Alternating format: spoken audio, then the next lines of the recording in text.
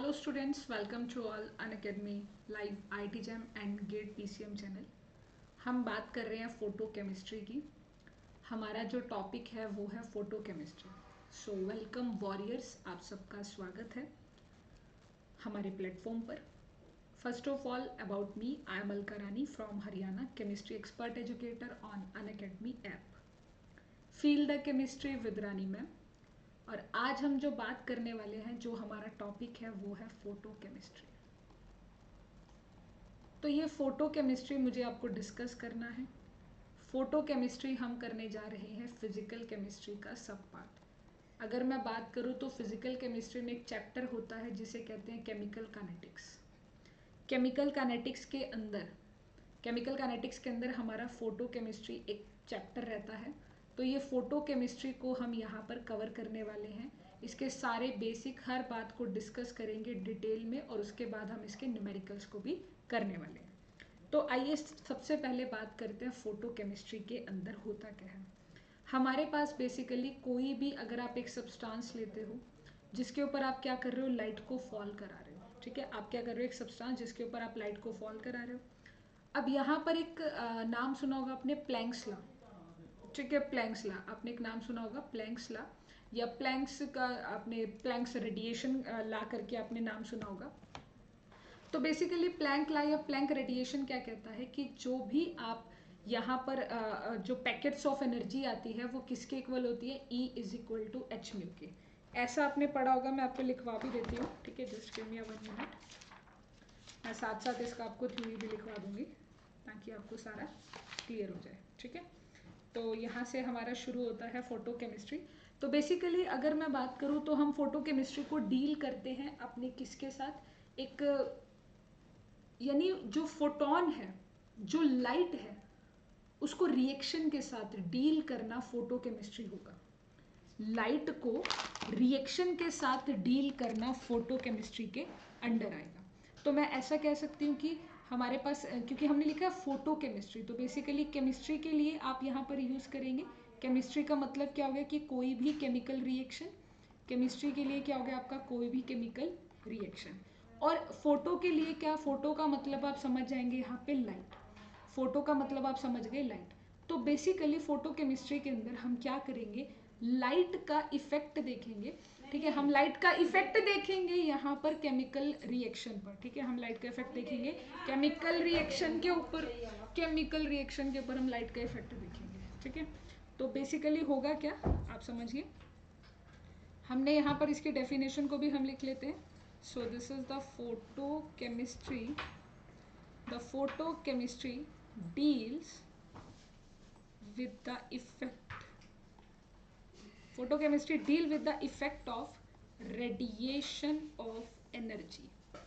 Radiation of energy. Okay, this is the radiation of energy. Now of इसके लिए हमने एक वेवलेंथ सेट कर ली कि हम किस वेवलेंथ के अंदर इसको स्टडी करेंगे। This is about 200 to 800 nanometre. Okay, so 200 से लेकर 800 नैनोमीटर की जो आपकी वेवलेंथ होगी, यानी जो भी आप लाइट, जो भी आपकी रिएक्शन चल रही है यहाँ पर A प्लस B से आप कोई प्रोडक्ट बना रहे हो, तो इसके ऊपर जो आप लाइट फॉल कराओगे उसका जो रेंज होगा वो 200 से 800 नैनोमीटर के बीच में ही रहना चाहिए on the chemical reaction. On the chemical reaction, okay, this is on the chemical reaction. Now अब यहाँ पर हमने डील किसके साथ करनी है, हम इसके अंदर डील करेंगे includes there mechanism.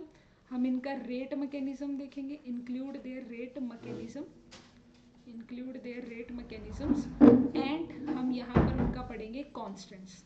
Rate and mechanism और उनके रेट कॉन्स्टेंट्स के बारे में हम डिस्कस करेंगे। ठीक है, rate mechanism and rate constant के बारे में हम डिस्कस करेंगे। ओके, तो बेसिकली अगर मैं बात करूँ 200 से 800 नैनोमीटर की, अगर हम बात करें तो ये कौन सी रेंज में आते हैं। अगर हम 200 से 800 नैनोमीटर के रेंज की बात करें, 200 से 800 नैनोमीटर के रेंज की बात करें, तो ये बेसिकली आते हैं यूवी के अंदर। UV means ultra violet visible region के अंदर। तो अल्ट्रा वॉयलेट यूवी रेडिएशन से ही हम फोटो केमिस्ट्री को डील करेंगे। मतलब देखा जाए तो हमारे जो जितने भी आसपास ग्रीन प्लांट्स हैं वो सब क्या करते हैं, उनके पास क्या होती है, उनके अंदर एक केमिकल रिएक्शन होती है जिसको आपने नाम सुना होगा फोटोसिंथेसिस। फोटोसिंथेसिस में क्या होता है कि आपका कोई भी प्लांट है, कोई भी आपका ट्री है, कोई भी प्लांट है, वो क्या करता है, वो सन से लाइट लेता है और अपनी केमिकल रिएक्शन करता है और अपना खाना बनाता है। It's like a prepare their on food. तो वो बेसिकली हो क्या रहा है, वहाँ पर एक फोटो केमिकल रिएक्शन हो रही है, वहाँ पर आपकी एक फोटो केमिकल रिएक्शन हो रही है। सो फोटोकेमिस्ट्री का बेसिक डेफिनेशन या उसका बेसिक मतलब आपको समझ आना चाहिए कि ये एक हमारे पास क्या है कि आपके पास लाइट का या रेडिएशन का कितना क्या फर्क पड़ेगा आपकी केमिकल रिएक्शन के ऊपर। सो this is the definition of photochemistry. Okay, so next इसके अंदर हम पढ़ते हैं। अब इसके कुछ लॉज भी हैं, द लॉज ऑफ फोटोकेमिस्ट्री। इसके कुछ लॉ हैं, हमारे पास आ जाएगा लॉज ऑफ फोटोकेमिस्ट्री। तो लॉज ऑफ फोटोकेमिस्ट्री में कुछ लॉज हमें पढ़ने हैं। सबसे पहला, दो ही लॉ है, ठीक है, दो ही इसके लॉ हैं। हम सबसे पहला इसका लॉ पढ़ते हैं। इसका जो फर्स्ट लॉ है वो क्या है, इन्होंने कहा कि फर्स्ट लॉ के अंदर कि आप बहुत सारी रेडिएशन को फॉल कराओगे, आपके पास ये आपका सब्सटेंस है, आप इसके ऊपर बहुत सारी रेडिएशन को फॉल कराओगे, तो जो आपका सब्सटेंस इनमें से कुछ रेडिएशन को एब्जॉर्ब करेगा, और जितनी वो रेडिएशन को एब्जॉर्ब करेगा बस वही आपका क्या करेंगे, केमिकल रिएक्शन बनाएंगे। सपोज आपके पास ये सब्सटेंस है, आपने इसके ऊपर कितनी लाइट्स को फॉल कराया, सपोज आपने इसके ऊपर 100 लाइट को फॉल कराया। अब 100 लाइट में से क्या हुआ, इसने क्या किया, इसने 100 में से मान लीजिए कि इसने 30 को एमिट कर दिया, बाहर निकाल दिया, तो आप क्या कहोगे, इसने एब्जॉर्ब कितनी करी है, लगभग 70 इसने क्या करी है, एब्जॉर्ब करी है। और ये जो 70 एब्जॉर्ब करी हैं, यही क्या करेंगी, इफेक्ट करेंगी chemical reaction, effect on a chemical reaction, यही आपकी केमिकल रिएक्शन पर क्या करेंगी, इफेक्ट करेंगे। ये किसने कहा था, ये कहा था आपके, इसी लॉ का दूसरा नाम होता है ग्रोथर, इसी लॉ का दूसरा नाम होता है ग्रोथस, सॉरी ग्रोथस, दो नाम मिक्स हो गए मेरे से। This is the Grotthuss Draper law, this is the Grotthuss Draper law, ये होता है आपका ग्रोथस ड्रैपर लॉ। तो ग्रोथस ड्रैपर लॉ ने क्या कहा वो मैं आपको यहाँ पे लिख देती हूँ, only those light radiations can bring about some photochemical change, can bring about some photochemical change which are absorbed by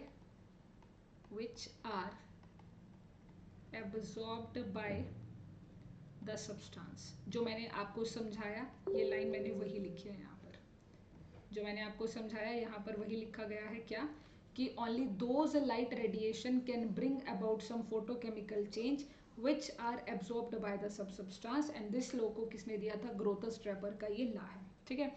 अगर हम कह रहे हैं, मतलब बेसिकली इसके अंदर ये है कि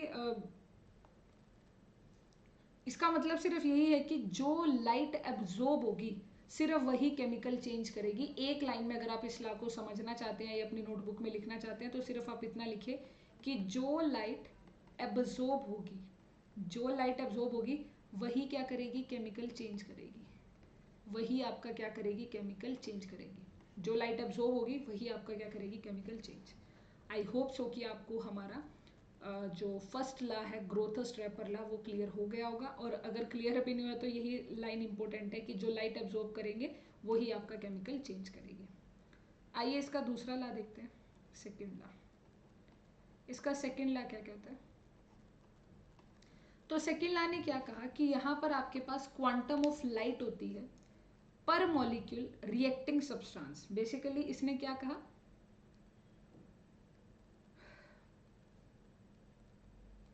ये सेकेंड लॉ को आप लिख सकते हो, this is the Stark Einstein law, Stark Einstein law, ये आपका स्टार्क आइंस्टाइन लॉ है, ठीक है। इस लॉ के अकॉर्डिंग क्या है कि आपके पास जो एनर्जी होगी ना एक एक्साइटेड मॉलिक्यूल की, जो आपका मॉलिक्यूल एक्साइट हो रहा है, मतलब इसका कहने का ये मतलब है जैसे यहाँ पर आपका कोई सब्सटेंस रखा है, आपने इसके ऊपर कोई लाइट को डाला, अभी अगर ग्राउंड स्टेट में है तो थोड़ी देर बाद ये कहाँ जाएगा, एक्साइटेड स्टेट में। तो जो एनर्जी होगी ना आपकी वन एक्साइटेड मॉलिक्यूल की, वो किसके बराबर होगी, एनर्जी ऑफ द फोटोन की। इस लॉ के अकॉर्डिंग क्या है कि जो एनर्जी है, इस लॉ के अकॉर्डिंग क्या है, energy of one excited molecule, energy of one excited molecule equal to the energy of one photon, equal to the energy of one photon. Clear? हमने क्या कहा, the energy of one excited molecule is equal to the energy of one photon, ये इसके equal होता है। अब अगर हम बताएं कि कितनी वैल्यू होती है, कौन किसके इक्वल होगा, तो आप ऐसा लिख सकते हो, energy of one excited molecule किसके इक्वल होता है, this is equal to Avogadro into h mu के, या आप इसको ऐसा भी लिख सकते हैं, Avogadro into h c by lambda के। सो ये क्या होती है, ये होती है the energy of one excited molecule, the energy of one excited molecule. I hope so कि आपको ये चीज क्लियर हो गई होगी। अब इसी के अंदर हम पढ़ते हैं वन आइंस्टाइन की डेफिनेशन। इसी के अंदर हमारे पास आएगा one Einstein. One Einstein, one Einstein क्या है, जरा उसको भी समझ लेते हैं। वन आइंस्टाइन क्या है कि कितना अमाउंट ऑफ एनर्जी एब्जॉर्ब करेगा एक मोल, कि जो आपका कितना अमाउंट ऑफ एनर्जी को आपका वो जो मॉलिक्यूल है वो कितना एब्जॉर्ब कर सकता है। ये आपका सब्सटेंस है, आपका जो यहाँ से आप एनर्जी डाल रहे हो, यहाँ पर एक मोल कितनी एनर्जी को एब्जॉर्ब करेगा। So basically the amount of energy absorbed पर मोल of a reacting substance, per mole of a reacting substance। हमने क्या कहा, हमने सिर्फ यहाँ पर यही बताया कि the amount of energy absorb पर मोल ऑफ रिएक्टिंग सब्सटेंस, वो क्या होता है, एनर्जी ऑफ वन आइंस्टाइन। तो मैं ऐसा लिख सकती हूँ, सेम डेफिनेशन रहेगी, the energy of one Einstein. Same ही चीज़ है, कोई फर्क नहीं है, यहाँ पर भी तो यही बात पढ़ाई है मैंने कि energy of one excited molecule भी क्या है, इसको आप इक्वल टू बोल सकते हो एनर्जी ऑफ वन आइंस्टाइन, इस चीज को ही आप बोल सकते हो एनर्जी ऑफ वन आइंस्टाइन, इसको आप बोल सकते हो एनर्जी ऑफ वन आइंस्टाइन। तो basically energy of one Einstein यहाँ पर किसके इक्वल आ गया, ये आ गया आपका अवगैड्रो NaHc बाई लैम्डा। ठीक है, अगर मैं वैल्यू पुट करूँ तो अवगैड्रो होता है 6.026 into 10 to the power 23, Planck's होता है 6.626 into 10 to the power minus के 34, स्पीड ऑफ लाइट होता है 3 इंटू 10 टू द पावर 8, या सेंटीमीटर में कर रहे हो तो 10 डिवाइड बाई लैम्डा। लैम्डा क्या होता है, लैम्डा इन सेंटीमीटर, जो भी आप वहाँ पे पुट करोगे तो आप इसे लिख सकते हो। तो ये आप ऐसा लिखोगे यहाँ पे कि the energy of one Einstein, energy of one Einstein, energy of one Einstein किसके इक्वल हो गया, this is equal to 12 divide by lambda, वो भी सेंटीमीटर में, जूल मोल इनवर्स। दूसरा आ जाएगा आपके पास, या फिर उसको ऐसा भी लिख सकते हो, it's also equal to be the 2.8 lambda calorie mole inverse centimetre, calorie mole inverse centimetre. यहाँ पर आपका आ जाएगा energy of one Einstein, this is equal to energy of one Einstein. I hope आपको ये बात समझ में आ गई होगी। अब इसका एक न्यूमेरिकल देख लेते हैं। Find the energy, find the energy equivalent corresponding to the wavelength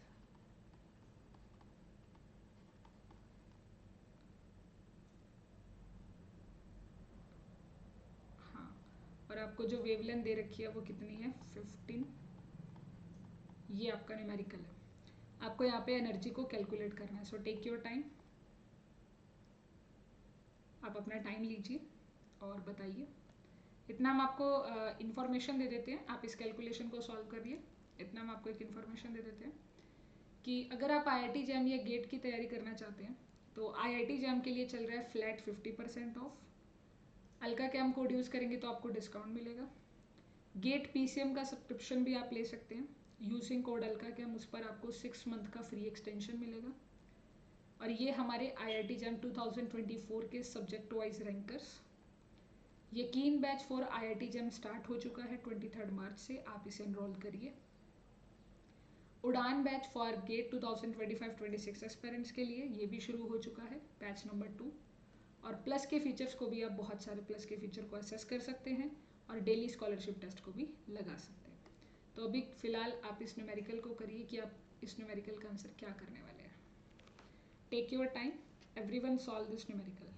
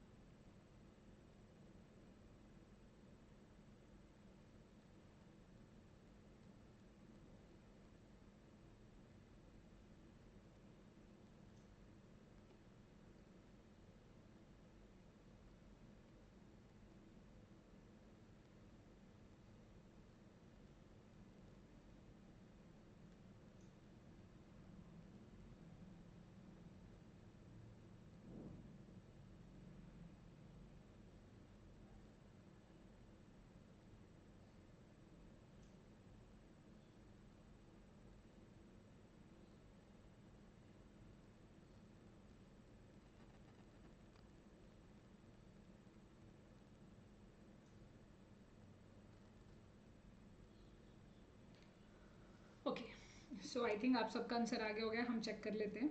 तो आपने लिखा लैम्डा कितना है, 1500 एंगस्ट्रम के बराबर है। ओके, मैं इसको कैसे लिख सकती हूँ 1500 एंगस्ट्रम, इसको हम ऐसा लिख सकते हैं 1500। अगर मुझे इसे मीटर में लिखना है तो इट्स नियर अबाउट एंगस्ट्रम है तो माइनस के 12 हो जाएगा, सॉरी 10 हो गया मीटर में। और इसे अगर मैं और सॉल्व करूँ तो this is about 1.5 into 10 to the power minus के 7 मीटर हो जाएगा। ठीक है, मीटर में आ गया। और अगर मुझे इसे सेंटीमीटर में डील करना है तो 1.5 into 10 to the power minus के 5 सेंटीमीटर हो गया। तो ये लैम्डा आ गया। मुझे एनर्जी निकालनी है जो कि इसके इक्वल है अवगैड्रो।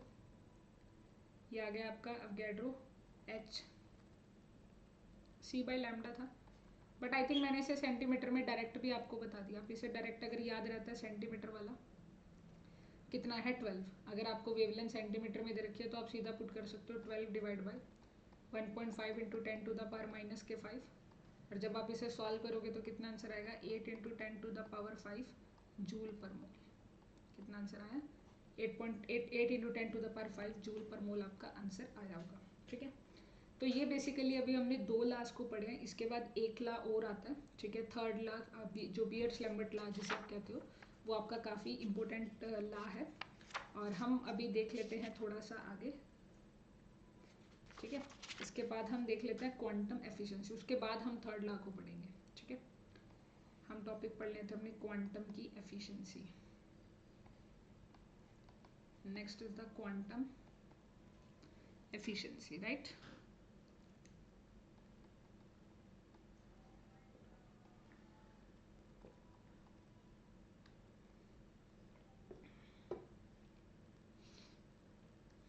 तो क्वांटम की एफिशिएंसी क्या कहती है, सबसे पहली बात इसको फाई से लिखते हैं। ठीक है, ये बहुत ही आसान है और बहुत सिंपल है। ये एक बेसिकली डेफिनेशन है, ये एक रेशो है कि कितने मॉलिक्यूल आपके डिकम्पोज हुए या कितने मॉलिक्यूल बने और आप लेकर कितने चले थे। आप लेकर कितने चले थे, this is equal to number of Einstein used. आप लेकर कितने चले थे, नंबर ऑफ आइंस्टाइन यूज, और यहाँ पर आ जाएगा number of reactant, the number of reactant decompose, कितने आपके रिएक्टेंट डिकम्पोज हो गए। ठीक है, या कह लीजिए कितने जो आपके हैं मोल्स आपके प्रोडक्ट के फॉर्म हो गए, कितने मोल्स प्रोडक्ट के फॉर्म हो गए। तो ये आपका एफिशिएंसी का यूनिट है। ये तो मोल्स में मैंने इसे लिख दिया। आप सेम काम कर सकते हो मॉलिक्यूल के लिए, आप सेम लिख सकते हो the number of molecules of reactant decompose. ठीक है, और यहाँ पे आ जाएगा total number of the photon used, the number of photon use, कितने नंबर ऑफ फोटोन आपने यूज करे। तो बेसिकली अगर हमें निकालना होगा कि कितनी टोटल एनर्जी अब्सॉर्ब हुई है, हम यहाँ से वो भी निकाल सकते हैं। अगर आपसे मैं पूछूं कि मुझे बताना है कि कितनी टोटल एनर्जी अब्सॉर्ब हुई है, तो आप लिख सकते हैं टोटल एनर्जी अब्सॉर्ब्ड। तो टोटल एनर्जी अब्सॉर्ब किसके इक्वल आ जाएगा, नंबर ऑफ आइंस्टाइन।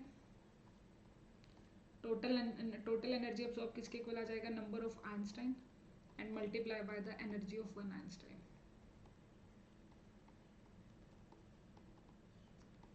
टोटल यहाँ पर है द टोटल एनर्जी अब्सॉर्ब किसके इक्वल आ जाएगा, number of Einstein into the energy of one Einstein. अगर आपको टोटल एनर्जी निकालनी है तो एक आइंस्टाइन की एनर्जी कितनी है वो आपको पता ही है, 12 या डिवाइड बाय लैम्डा या फिर अवगैड्रो h लैम्डा बाय c, और नंबर ऑफ आइंस्टाइन आपके पास कितने हैं वो आप निकाल सकते हैं। हमने यहाँ से आप नंबर ऑफ आइंस्टाइन एफिशिएंसी से भी निकाल सकते हैं। ठीक है, तो इसका एक न्यूमेरिकल करते हैं, पहले इसके न्यूमेरिकल को समझते हैं।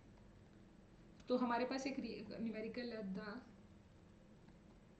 Photo bromination, the photobromination of cinnamic acid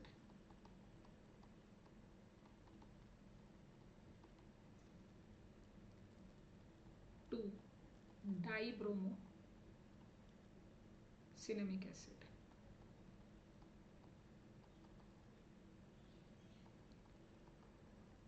was carried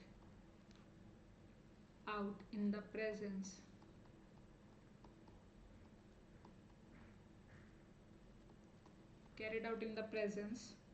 of the blue light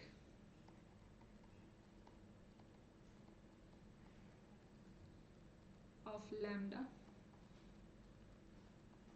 490 nanometer using light intensity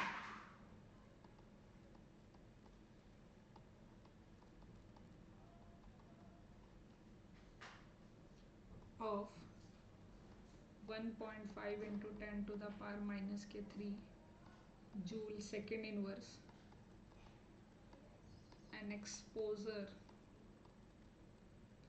of 20 minutes produces a decrease of 0.075 mole of Br2 if the sample absorbs 80% of light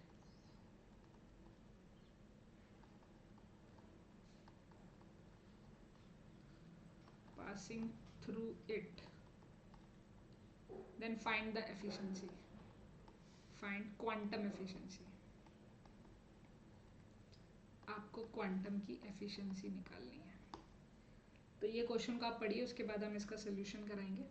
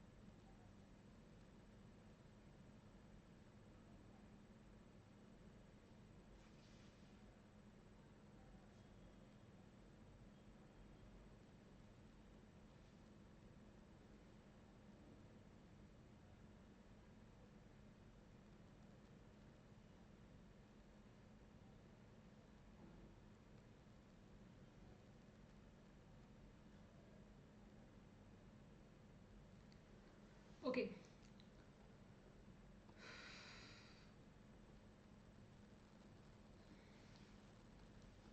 तो ठीक है, अभी आपने इस question को पढ़ा, आइए मैं इसका सोल्यूशन करा देती हूँ।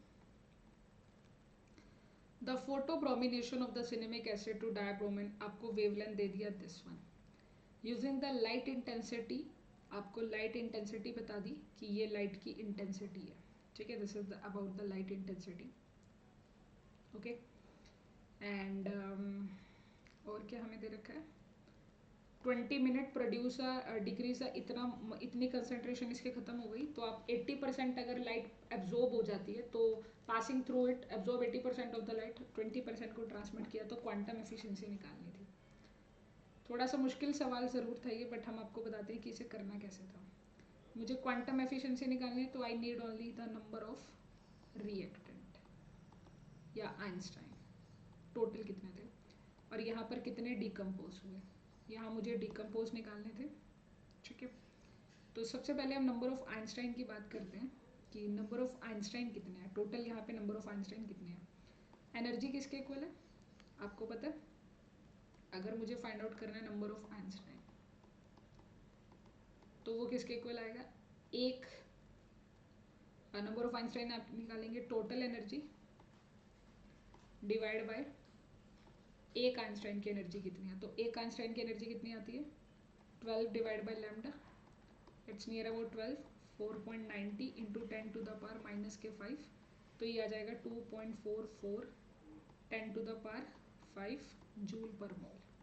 ये एक आइंस्टाइन की एनर्जी आ गई, बट उसने कहा कि 20 मिनट में आपको बतानी है, और इंटेंसिटी भी दे रखी है, तो 20 मिनट में कितना आ जाएगा, कितनी इंटेंसिटी है 1.5 की नियर अबाउट है, और एनर्जी आपके पास है कितनी, ठीक है। उसने कहा कि इट्स नियर अबाउट, एक सेकेंड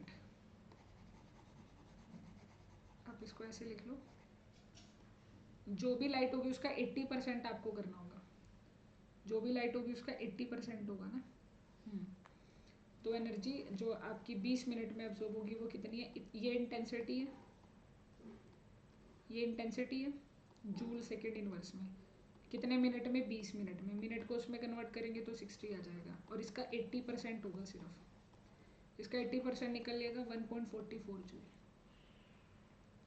तो मुझे क्या निकालना था, नंबर ऑफ आइंस्टाइन निकालने थे, नंबर ऑफ आइंस्टाइन आ जाएगा कि टोटल एनर्जी कितनी है, टोटल एनर्जी तो ये रही जो 20 मिनट में लगी है, टोटल एनर्जी हुई 1.44, और एक की वैल्यू कितनी है 2.44 इंटू 10 टू द पावर 5, यहाँ से नंबर ऑफ आइंस्टाइन आएंगे, यानी ये वाली चीज़, यहाँ से नंबर ऑफ आइंस्टाइन आगे कितने आ जाएंगे, नियर अबाउट आपके आएंगे 5.9 into 10 to the power minus के 6। अब ऊपर क्या निकालना था कि कितने डिकम्पोज हुए, 0.075 मोल हुए हैं, आप लिखेंगे 0.075 मोल्स के लिए 10 की पावर माइनस के 3, because this is in the milli moles, decrease हो गए, so this is in the milli moles. अगर आप इसे सॉल्व करोगे तो आपका आंसर आएगा 12.71, एफिशिएंसी आ जाएगी 12.71। तो ये क्वांटम एफिशिएंसी को आप इस तरीके से कैलकुलेट कर सकते हैं, ठीक है। तो बेसिकली ये फोटो केमिस्ट्री का पार्ट 1 है, अभी इसके बाद इसका पार्ट 2 आएगा, ये फोटो केमिस्ट्री का पार्ट 1 है, you can wait for the part 2, आप चैनल को सब्सक्राइब कर लीजिए, पार्ट 2 आपको मिलेगा जहाँ पे मैं थर्ड बीएड्स लैम्बर्ट लॉ पढ़ाऊंगी, एंड आई विल ट्राई कि मैं वहाँ पे आपको जबनोस्की का डायग्राम भी पढ़ा दूँ, ठीक है। ये जबनोस्की का डायग्राम वो सब हम लाइव कर लेंगे, जैसा भी रहेगा, आपको फोटो केमिस्ट्री का ये पार्ट 2 मैंने करा दिया, ठीक है। Is that clear? अगर कोई डाउट है तो कमेंट करके पूछ लीजिएगा, अदरवाइज ये जो मैं लिख रही हूँ सारे नोट्स में अपने लिखते रहना, A to Z आपको लिखवा दिया जाएगा यहाँ।